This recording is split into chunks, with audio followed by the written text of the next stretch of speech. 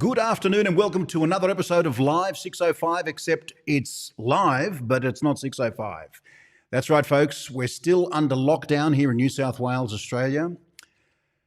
Yeah, what can we do?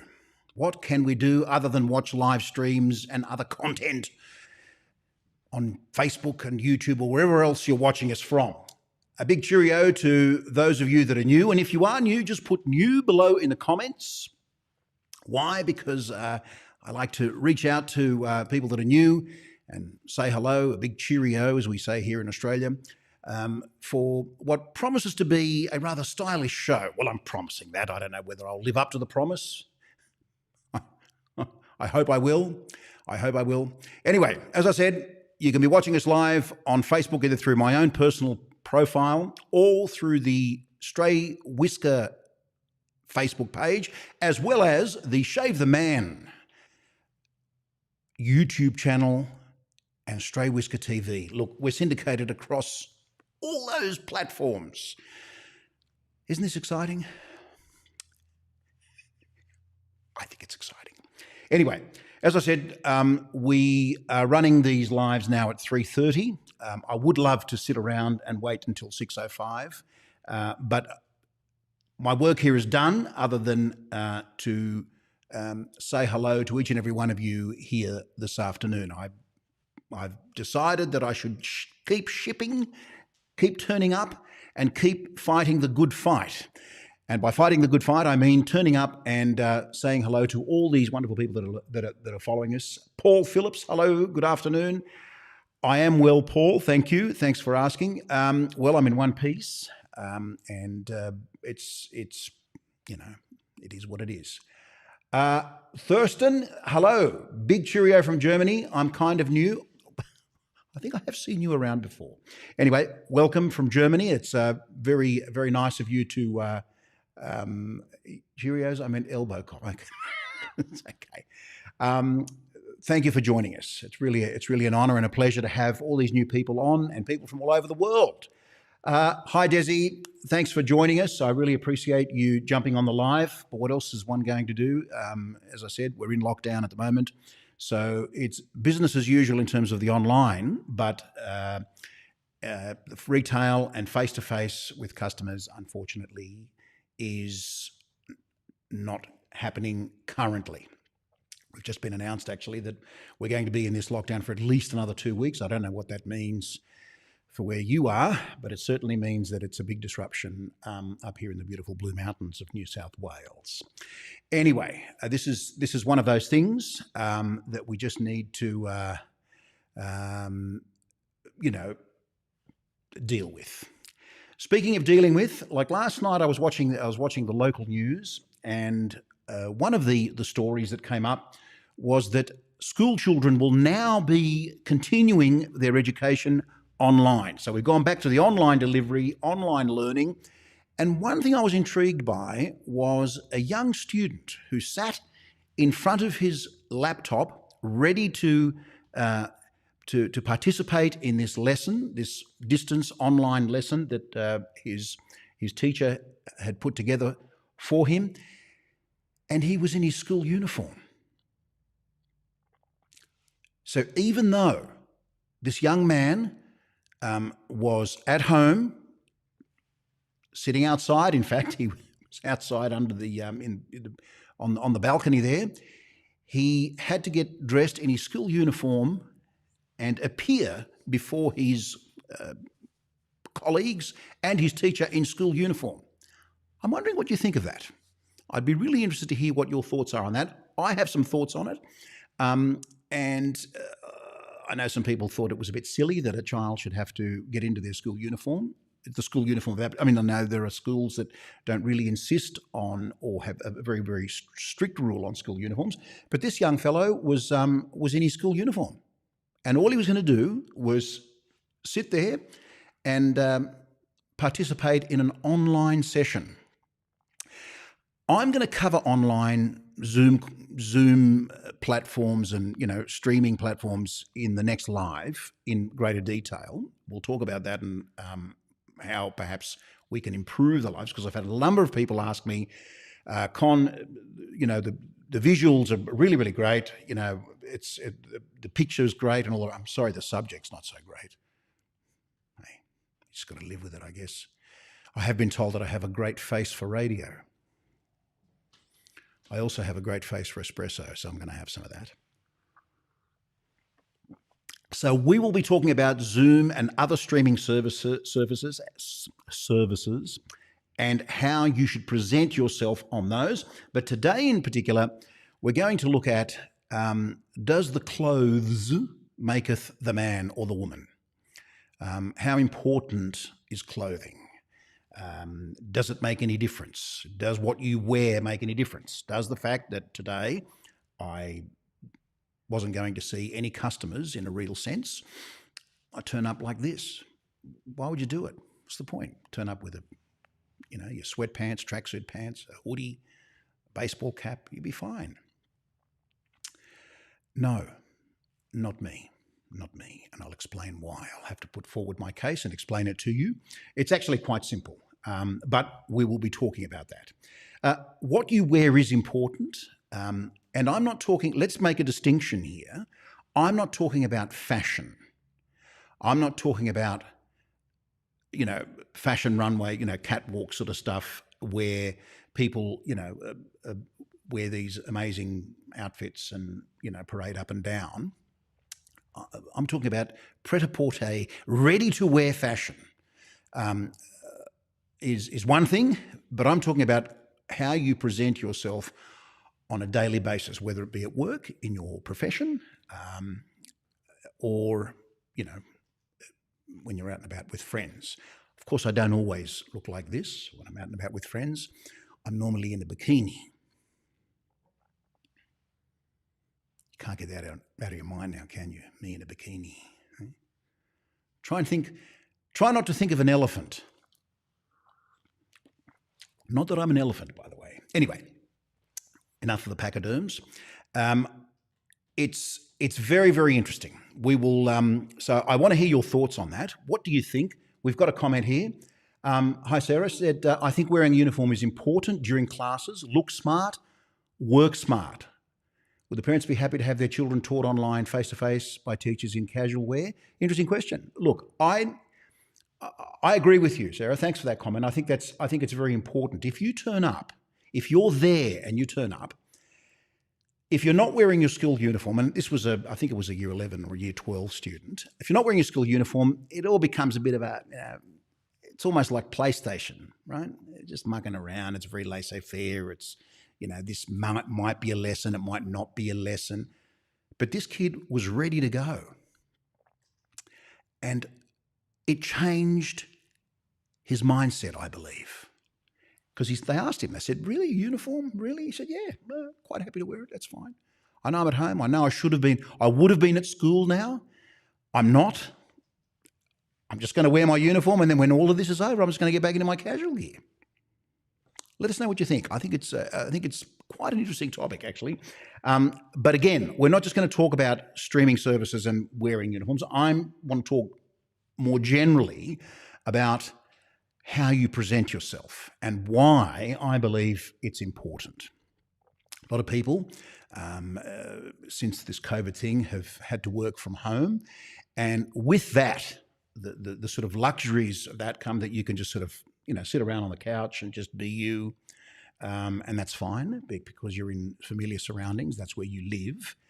But if you're working or if you're participating in Zoom meetings for a split second or for 5 minutes or 10 minutes or an hour, or however long that Zoom meeting lasts, actually it's not you in your environment. It's someone else that needs to be there, that needs to show up, that needs to ship the work. And that's, as I said, don't want to steal the thunder of the next live, but that's what we'll be discussing in the next particular show. Right, so what is it about this getting dressed up? What is it about presenting yourself, be it if you're a lady or a gentleman? What is it? Desi says, I noticed a student in uniform. I think it was fantastic. Good on him. I'm in lockdown. I still get up and get dressed and put a big, good on you, Des. Look, absolutely. It's a mindset. I think it's very, very important. It's a mindset. Otherwise, you're just going to stay in your pajamas. You may even just stay in bed, and that's nice. But after a while, you just sort of, I don't know about you, but I start to get a bit restless. And staying in your pajamas is only fun because the majority of the time you're not in your pajamas. It's something you look forward to. If you're going to be in your pajamas all day, forget it. It's just going to bring you down. It's going to bring the whole energy level down. It's going to bring how you approach your work down. And in fact, I have to say, it may even bring how others perceive you and see you, which is the key point that I want to talk about. Why is the way we dress important? Hello from Arizona. Hi, Paul. Why is it important? Well, believe it or not, it is a form of communication. Yeah, it's communication. 70%, at least 70% of communication is non-verbal, right? If I don't say anything now, which might be a relief for some of you, if I say absolutely nothing now for the next 30 seconds, I'm still communicating with you. I mightn't be verbalizing things, okay? That's a vocal and a verbal form of communication, but there is a lot of non-spoken communication that's going on. So immediately you're receiving signals that says, okay, look at this guy, he's decided to shave today, or he's doing this, or look at that lady, she's worn a nice blouse or a dress or a skirt, whatever it is, and she has presented herself. You're immediately communicating something. And in fact, there are some psychologists, social psychologists, that believe that it can be up to 93% of communication is non-verbal. I've seen it as low as 55, so anywhere from between 55 to 93% of communication is non-verbal. So how you look, how you present is very important. It's very important. And you don't have to present like this. I'll take tradespeople, for example. If a tradie turns up, and tradespeople have to, by virtue of what they do, have to be practical, okay? You've got to be practical. You turn up, if you're going to be crawling in cavities in the ceiling, or if you're going to be digging things, if you're going to be nailing things to a wall, you're in a dusty environment, you're on these things. So I understand that. But you can even tell by the way a tradesperson will present themselves whether this person is taking and respects their job seriously. Okay, I've seen tradespeople that turn up and it looks like they picked up their clothes, put it through the cement mixer for about half an hour and then wet it, then wore it, then took it off, threw it on the ground, dragged it around the dirt, put it back on again, and then allowed themselves to be trampled by a herd of elephants. And they rock up for the job and you say, are you kidding me? Really? Really? Iron your shirt, mate. Seriously, just iron your shirt or do something. Why? Because you're a tradesperson, you think you can get away with it? No, it doesn't work like that. And I've met some tradespeople that will always clean up after themselves, but I knew they would by the way they presented themselves. So there's a lot of non-verbal communication that goes on. And if there are any tradespeople here, maybe you can let us know. The dryer, yes, Alex, well, that's a good trick. The dryer does work. Whack it in the dryer and that'll... I'm not suggesting you turn up with, a Windsor knot and beautiful creases on your shirt and say, look, I'm well ironed, because there's also, it can go the other way as well. People say, this guy's a little too well ironed and looks after himself. I wonder how much work he's actually going to do. What is he, a foreman? It's important though, because it communicates. Remember, up to 70, but they've said even 93% of communication is non-verbal. So what you're doing when you turn up somewhere, looking the way you do, is you're communicating with someone. You don't have to open your mouth. You don't have to say anything. We make a split-second decision about that person, whether we like it or not, whether it's true or not, or accurate, or whatever the case may be. Now, if someone's just fallen in a ditch and they get out of the ditch and they dust themselves off, obviously that's context, okay? You know the person's had a misfortune or something's happened. But if somebody turns up for a job for the very first time and they look like they don't respect what they do, remember this. First and foremost, you have to respect the work you do before anyone is going to respect you.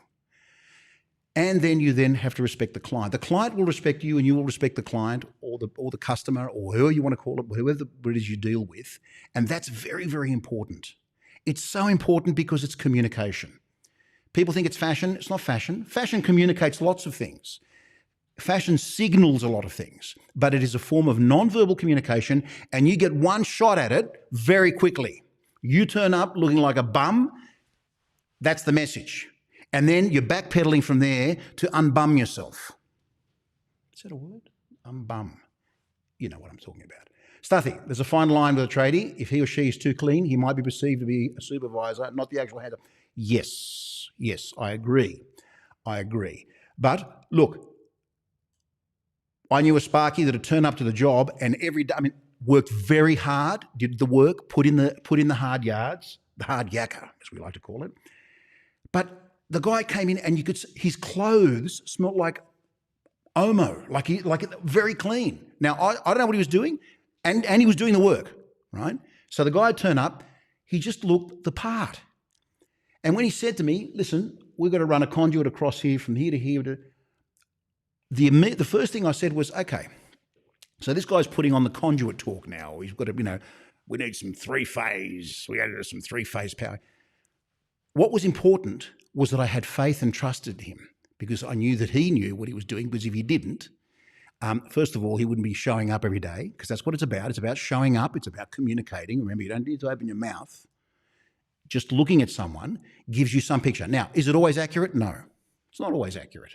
I'm not going to say that everyone that turns up looking like Valentino is going to be a great tradesperson. But what it does is it says to you, it signals to you that they're very serious about the work that they do.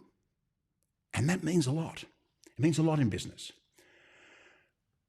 Alex says, I don't rate people who overdo it with the impressing. Yes, you'll be switching off soon then, Alex. No, you won't. Like a hottie wearing a mini shirt. Right.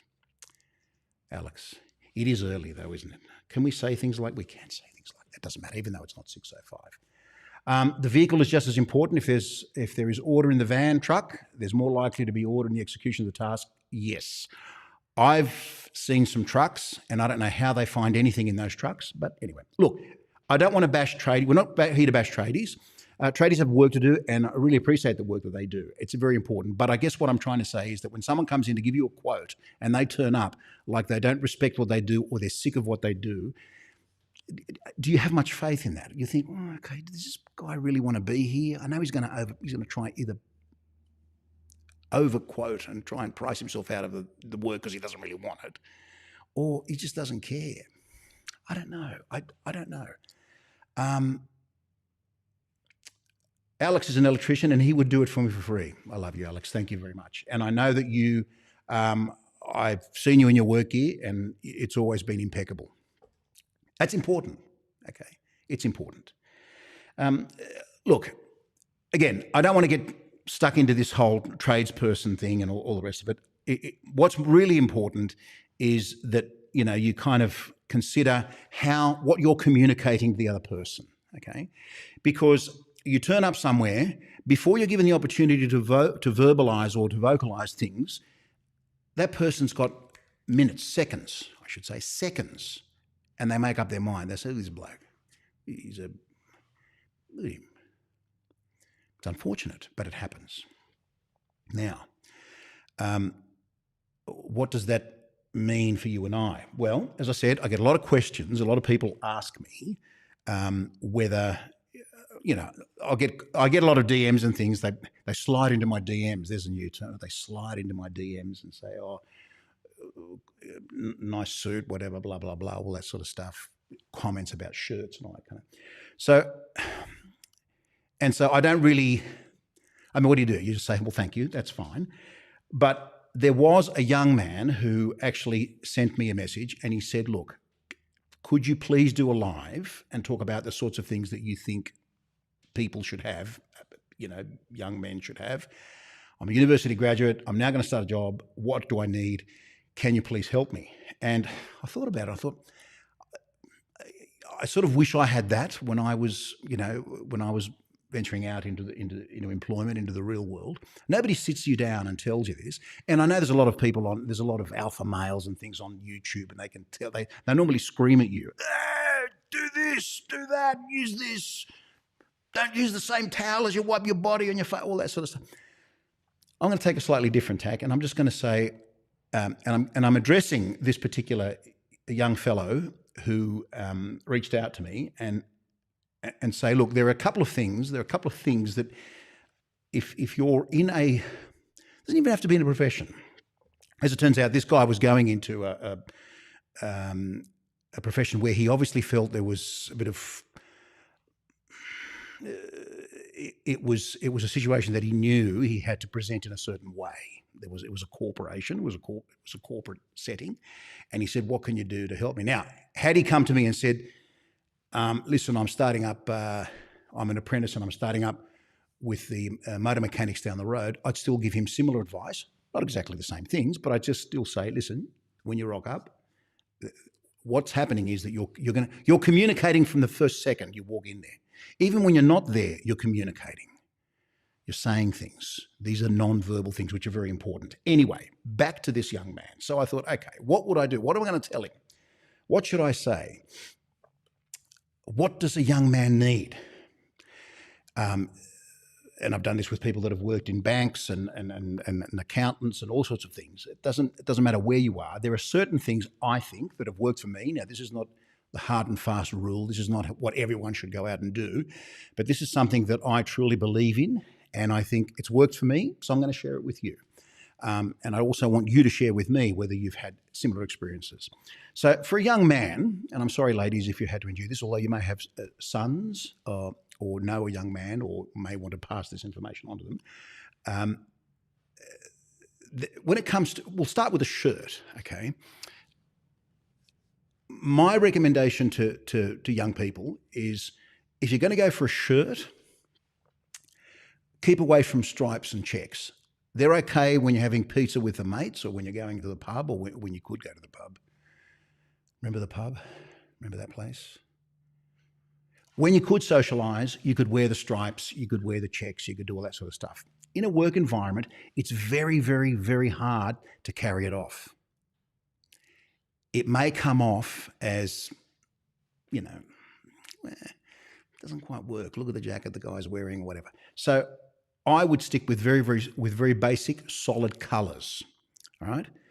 Keep away from checks and stripes, okay? Because although they might add some individual flair to your look, it's not the thing that I would be saying to someone and feel confident that they'd be able to carry it off, not because they're incapable, but because it's really hard to make those things work. Besides, you're communicating, right? Remember, you're communicating. If you turn up with Burberry checks everywhere, some people are going to look at you and say, "Quick, where are the fire exits? Call the SES, call the ambulance or something. We need help." So, what are my recommendations? My recommendations obviously are you must have white shirts, okay? Have a white shirt or two or three. I've got a little formula that I stick to, and it's worked for me, right? That's all I can say. It's kind of worked for me.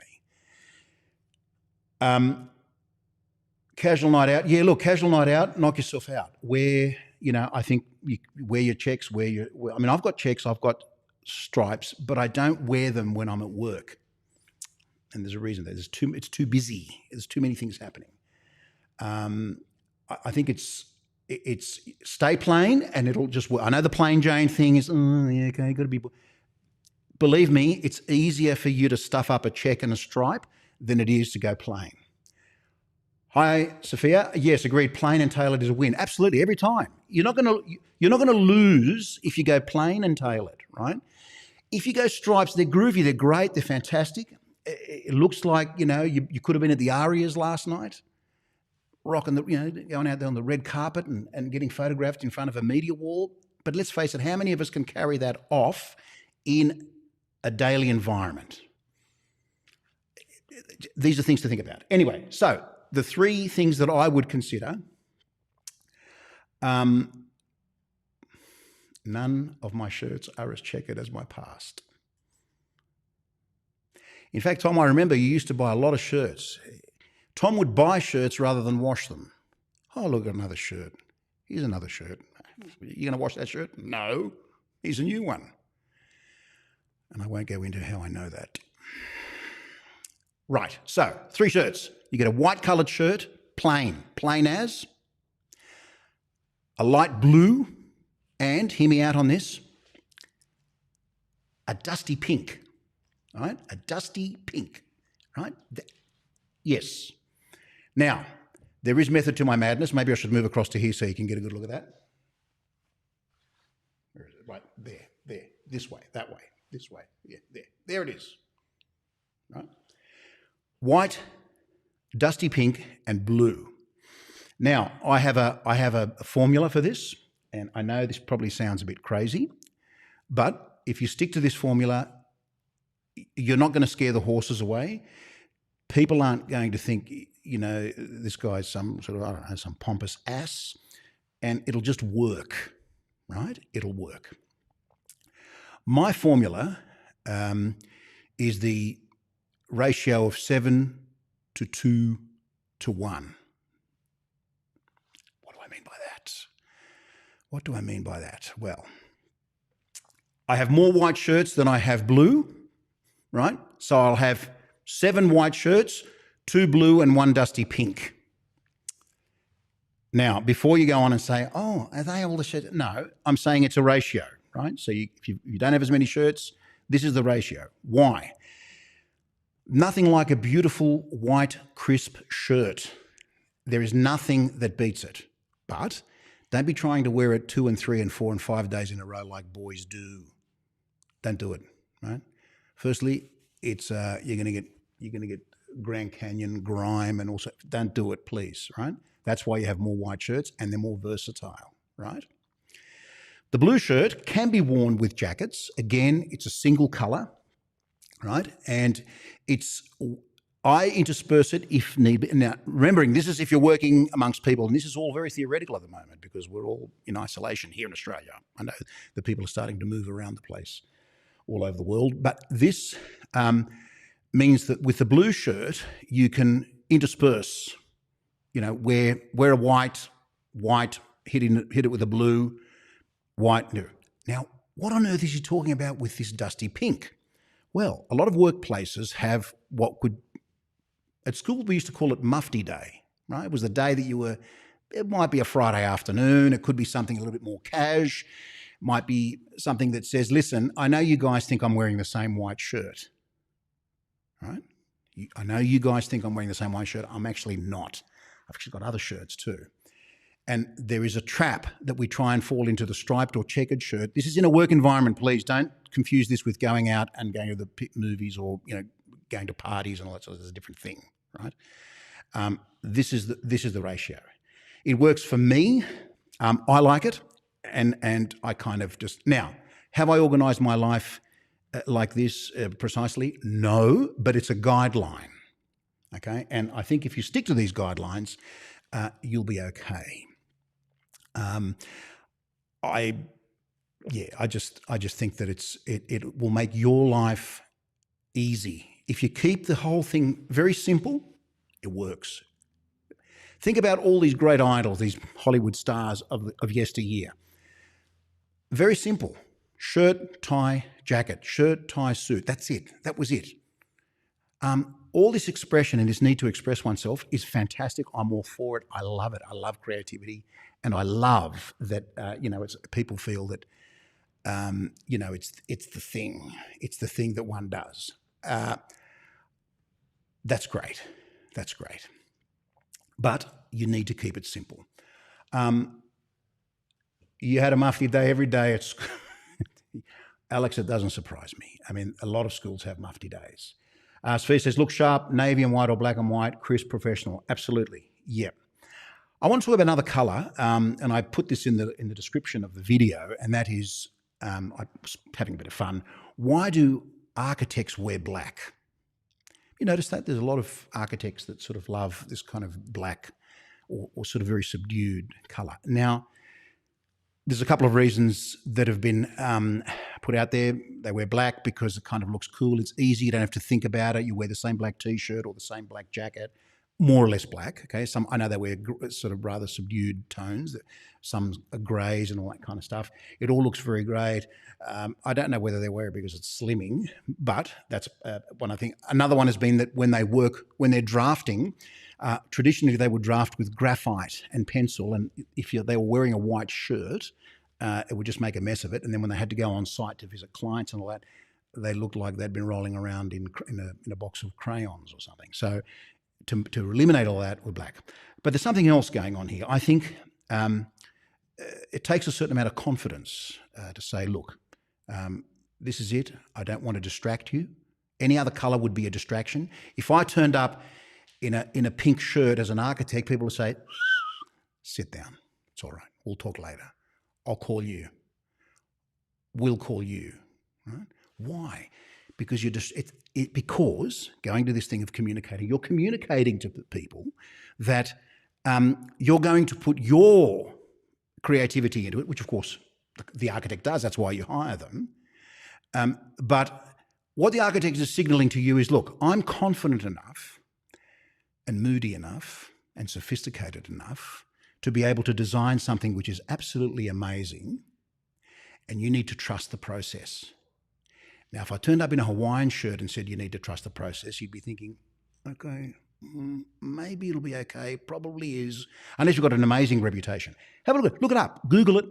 Architects, they wear a lot of black, a lot of dark greys for that reason, because they don't want to interfere with the process. Because what they're doing is they're trying to find out what the brief is. They're trying to get information from the client, and without bringing too much into it. What they will bring to the equation will be the work of art that they produce as draftspeople and architects. So there is another form, there's another example. I mean, it's an example that I would use to sort of, illustrate the point. Now, suits. You don't need to buy 55 suits. It's great if you do, but you'd have to think about wearing the suit. And this is where I feel for ladies. Ladies need a new frock, and if they don't get it, they think that people remember that they wore the same bloody thing last time. Oh, remember that wedding we went to? I think she was wearing the same thing. Yeah, I think she's wearing the same thing. Men don't care. Men are silly. They're blind. They don't see that stuff, but ladies do. So there's a different pressure on women. They have a different norms and things that they need to sort of adhere to.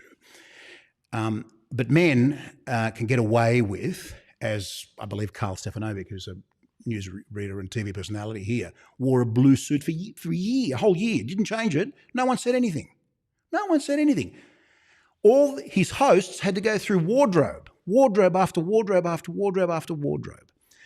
The thing about men is that they can accessorize the suit with a pocket square or something like that, maybe a vest, no vest, tie, no tie. If you're going to wear a tie pin, please don't wear a vest. They don't go. You don't do that. If you're going to wear a vest, you don't, and a tie, you don't need to wear the tie pin. If you're not wearing a vest and you're wearing a tie, that's when you wear the tie clip, the tie pin. Look, 2 suits you really need, and that's it. The third one, just go and hire, and they are a blue suit. Every man needs a blue, navy-ish. When I say blue, I mean, it's sort of a bluish kind of suit, which will get you'll get away with all sorts of things here. Just blue, sort of a nice, like this kind of blue, and you'll get away with all sorts of things with that. You can wear it, dress it up, dress it down, and it's, it'll keep going. It'll keep on keeping on. The other one, of course, is a grey suit, a blue and a grey. Now, I can hear people saying, what about the pinstripe? What about Tony Montana and, Al Capone and all that? That's great, but we're talking about what's going to work every time, right? Blue and grey. Black suit. Great if you're going to a funeral or if you're going to a black tie event. If you're going to a black tie event, just go and hire one, unless you're going to a lot of black tie events. You don't need to go and buy a black suit. These are the things that I would recommend to you. You don't need just blue, grey. Now, blazers and jackets, go knock yourself out. Get one with Admiral's buttons here if you like, or whatever it is. But you don't need to go and buy a black suit, because think about what you can wear a black suit with. Not much. Anything you try and wear with a black suit will either make you look like you're mourning or you're the waiter, right? Don't do that. You need a bow tie when you go to a black tie event if you're fortunate enough or unfortunate enough to get invited to a black tie event. That's it. Hire it. Don't buy. You don't need to buy. What for? Or if your line of work requires you to wear a black suit because you're a maitre d' or a funeral director or whatever it is. Although funeral directors don't wear black a lot these days, they've moved to greys and more subdued tones. So that is it. I'll talk briefly about shoes and then I'll shut up. I will allow you to come in and ask questions if you have any. Shoes, very, very, very interesting. Black shoe, can't go wrong. Brown shoe, can't go wrong. Tan shoe can go wrong. All sorts of wrong, right? Not many people can rock the tan shoe. There's too much of a contrast there, okay? This is all my observations and what's worked to me. I wish I could show you my shoes, but anyway. Very important. A tan shoe works in a very, very limited colour palette. If you start wearing tan shoes, it works with jeans, that's great. If you're going to wear jeans, happy days. But if you're trying to wear a tan shoe with a suit, wondering how many of you out there have a young person in the house that bought the tan shoes because they thought it was a good idea, and then when they put it on in the suit, they go, yeah, well, Mum, I don't really want to wear this. I look like a clown. Happens. Tan shoe, when worn well, but when not, and that's most of the time, can be a disaster. Just think about that. So black and brown shoes, yes. A brogue is a very important shoe to have. Moccasins and loafers, again, we're moving into the Amalfi Coast. And if your life isn't the Amalfi Coast and you're not, visiting Lake Como every other year, relax. Okay, just subdued, keep it neat, tidy. Now, blue and grey, that'll work. Now, remember, I'm giving you what works. I'm not talking about creativity, style. I mean, you could go head to toe Burberry, as I said, or wear something, Kenzo or something like that, and you'll look like, where's the photo shoot? Where has this person come from? Okay, we're just saying turning up and shipping the work and being able to. I'll get these things out of the way. They're in my way now. I don't want to keep looking at them. That's it. These things will work, and they will always work, right? So beware the tan shoe, the brown shoe, good. Black shoe, no-brainer. Try not to wear boots with a suit. Boots are great with a pair of trousers, slacks, jeans, and a blazer, not with a suit. Shoe goes with suit. Boots, they're for jeans and for very, very, very casual thing, and blazer, maybe one with patches or whatever you want to do. But a boot because it looks like you've stolen the clothing. You've taken them from somewhere. Oh, look, quick, run out, get the boot, wear this. No, it has to be a proper lace-up to look the part. Now, you can tell me, Con, you're full of yourself. What you're saying now, it's neither here nor there. You can be, it's personal taste. Yes, it is. Absolutely. Absolutely. But remember, what you can't help is the communication that occurs in a non-verbal sense. We said that up to 70%, in fact, some studies have suggested 93% of communication is non-verbal. So what are you communicating in a non-verbal sense? That's what you've got to think about. Now, if you're working in an environment where there are creatives, and I know there are a lot of people like that, and I put barbers in that area, even though there's a utilitarian purpose to a barber. If you're working in an environment where expression is important, you're not going to turn up with a brown suit or a grey suit, right? Dress the part. Understand that you're communicating well before you open your mouth, and that's what we have. It's a form of communication. That's all it is, right? And it's important. No matter what you do, no matter where you are, what your walk of life or whatever it is, it's very, very important. Let's take some questions. What have we got? Have we got anything? Nathan, hi Nathan. Dress shoes, laces or no laces? Good one. Okay, if I'm wearing a suit, I tend to wear a lace-up and wear a sock that goes just beneath the kneecap. The problem and we won't get into what about the skinny slacks with no socks kind of scenario, okay? Again, we can talk fashion, but we can talk about, do not wear a slip-on shoe if you can with a suit. Wear a lace-up with a suit. Unless it is a patent leather shoe and it has an ornate buckle or something on it, which adds to the whole evening. I mean, again, you're looking at the event, okay? Why? Because when you sit down, the first thing you're going to do is your trousers will go up and they'll see your very curvaceous and well-defined ankle and the rest. And there's nothing nicer than having a nice lace-up shoe. Now, of course, does that mean that everyone... Look, I don't want to put Windsor Smith out of business, but, and I know that there are practical considerations here. I just slip on the shoe out the door. Shoes are very important. For you young men listening here, ladies look at shoes. If you're one of the things that goes into a woman's mind is, this guy's a grot, look at his shoes. You think, hang on, what about what's going on up here? Forget what's going on here. I've done the head to toe thing, and you're a grot, you're a grub. This is what I've heard people talk. So yes, I would go lace up with a suit, unless it's a beautiful patent leather with a nice little buckle going across it. It also says that it says you're fit, and we can talk about that in other ways. We can talk about that in other lives if it interests you. But again, remember, this is a form of signalling. All of this is about signalling and it's about communication. So that's what I would do in that instance. Anything else? David, hello. I feel like I've done everything wrong. Oh, not everything. Don't be so hard on yourself. Nearly everything, but not everything. Okay. You haven't done everything wrong. Have you done everything? No. Well, then how could you have done everything wrong? No. Look, everyone says, oh, wear what you're comfortable with. That's true.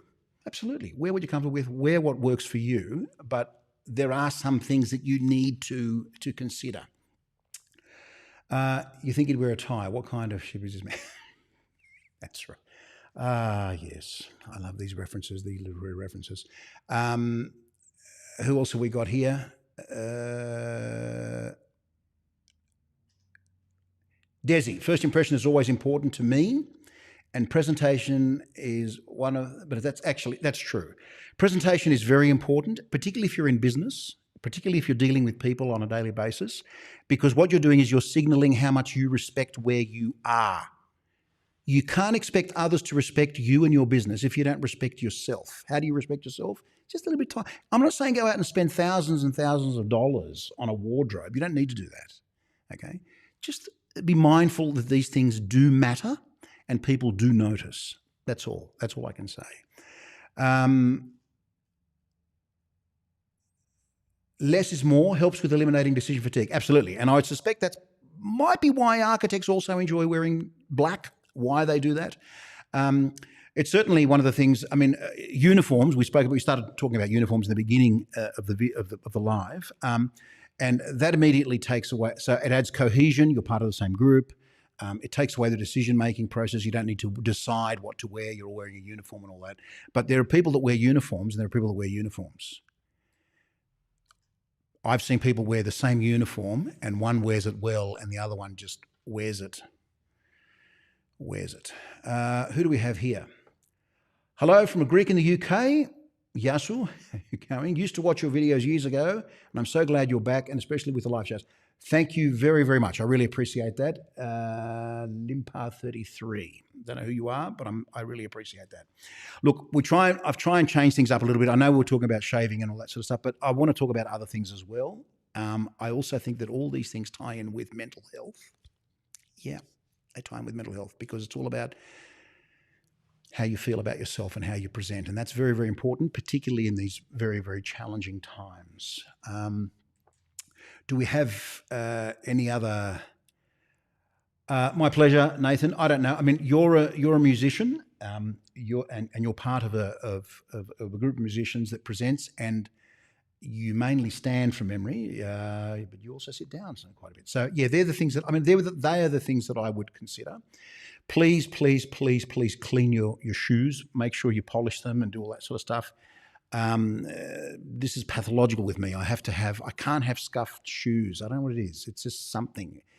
Because it signals something that I can't be bothered defending if they're not right.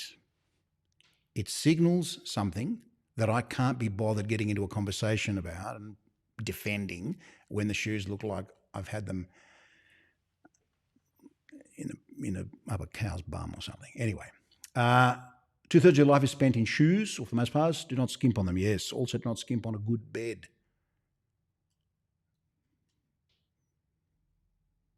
It is dirty 3:30, by the way. Thank you, Stuffy. Thank you. Right. Well, look, thank you. I'm sorry if I didn't get, I know people were asking about soccer boots and all the rest of it. I knew a guy that used to wear soccer boots around he used to wear them to the shops. He wanted to tell everyone he was a soccer player. Where is he now? Huh? Where is he? Well, I'll tell you where I am. I'm here and I'm going. Thanks for following us on this madness and for your contributions on the live. I really appreciate it. I know it's something different. We normally do other things, but again, because the days are sort of turned upside down here, it's all over the place. But I really appreciate you tuning in, especially people from overseas, from abroad. I really appreciate it. I know that there are sort of some ungodly hour in the United States and in Europe. Thank you. I really appreciate it. And of course, as always, we will see you in the next live.